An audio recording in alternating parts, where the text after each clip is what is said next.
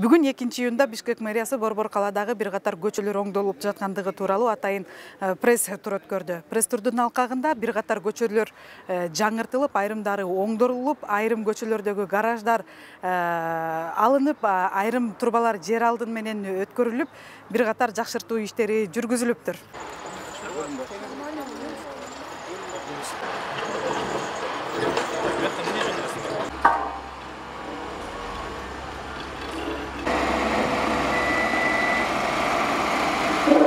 Мындай бир жол болгон эмес. Мына теплосеттин түтүкчөрү турат. Ошо түтүкчө бизди жолду толук ушу тупик кылып турганда, ошо теплосеттин түтүкчөсүн ылдый түшүрүп, биякта да гараждар бар болчу, ошонун баарын бусуп, ушу жолду салдык да, 4 полосалык жол. Өзүңүздөр көрүп турган бул көчө менен жалпы 28 көчө атайын комиссиянын текшерүүсүнөн өткөн.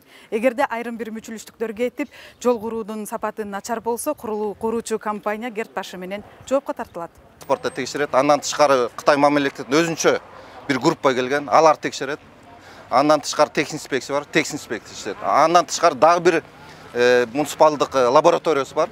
Ал дагы өзүнчө текшерет. Биз азыр Сухай Батыр көчөсүндө турабыз. Биз турган көпүрөнүн астынан Аламидин дарыясы өтөт. Жалпысынан бул жолдун узундугу 750 метрди түзөт. Ал эми болсо туурасы 16 метр 2 тилкөлүү жол. Жана ирригациялык потоктор коюлат. Бул жерде мурун жол таптакыр болгон эмес. Бул жаңы курулуш, андан ошол эле курулуштун алкагында мост көпүрөнү куруу иштери буюрса бүтүп калды. Көпүрө жүк көтөрүмдүүлүгү 100 тонна бул Аламидин каналы аркылуу өтүүчү суунун үстүнө көпүрө курулуп атат. Ал эми сиздер көрүп турган бул үйдүн тосмосу муниципалдык аймакка чыгып кеткендигине байланыштуу бир аз иштин жүрүшүнө тоскоол болуп жатат.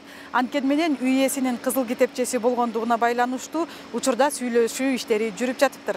Бир короо эле калды. Бул жерде азыр жерге жайгаштыруу департамент маалыматы боюнча бул кызыл китеби бар экен. Азыр бул ээси менен сүйлөшүүлөр жүрүп атат. Буюрса жакын аралыкта чечилет.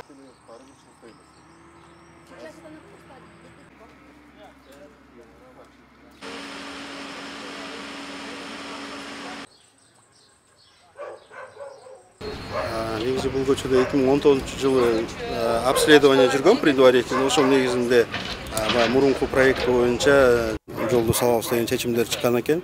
Азыр ошол боюнча биз дагы конкретте тактап генпланга отургузуп атабыз. Жана госактыларды биринчи күндөрү кайра повторно штаб өткөрүп, ошонун жыйынтыгы менен кайсы үйлөр кандай чыгып кеткен, кандай иш алып барабыз, баары менен түшүндүрүү иштерин жүргүзөбүз жашоочуларга.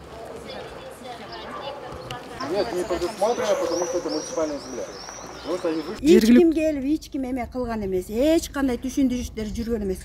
Бул жерде мен 2000-жылдан бери жашайм. Өз алдынча биз сөзсүз түрдө баягы жана уведомление беребиз. Бир 2-3 күн мурун уведомление беребиз. Ал уведомление баш ийбесе, аргасыздан биздин муниципалдык инспекция келип дуалдарды сүзгөнгө аргасыз болот.